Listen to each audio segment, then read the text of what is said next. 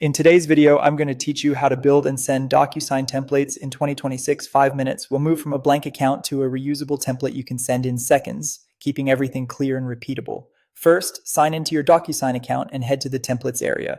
This is your hub for building assets you can reuse across deals, onboardings, or approvals. Choose Create Template, then give your template a clear, searchable name and a short description so teammates know when to use it. Next, upload the document or documents you want to include. You can pull files from your computer or connect to your preferred cloud storage. Make sure you're using the final version of the file. Template changes should be about fields and recipients, not frequent content edits. Now, instead of typing specific people, define roles. For example, use labels like client, manager, or finance. Roles are placeholders, and this is what makes the template reusable.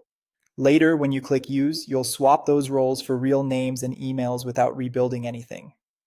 If your process requires a particular order, set the signing order while you're defining roles so everything routes correctly. Click Next to open the tagging screen. Here, drag and drop fields onto the document for each role you created. Place signature fields where each person needs to sign, add date signed fields, and drop in text fields wherever someone should enter information. Use required fields for must-have data, and consider basic validation for emails, phone numbers, or amounts to reduce errors. Zoom in to align fields neatly, and double-check every page so nothing gets missed. Before you save, configure the email subject and message your recipients will see. Keep it specific and professional so they recognize the request instantly. Set reminders and expirations to keep the process moving without you having to chase signatures. When everything looks good, click Save and Close to store the template. To send it, open the Templates tab, find your template, and click Use. Now replace each role with the actual signer's name and email. Review recipients, confirm the order if needed, and proceed. Docusign will load your pre-placed fields.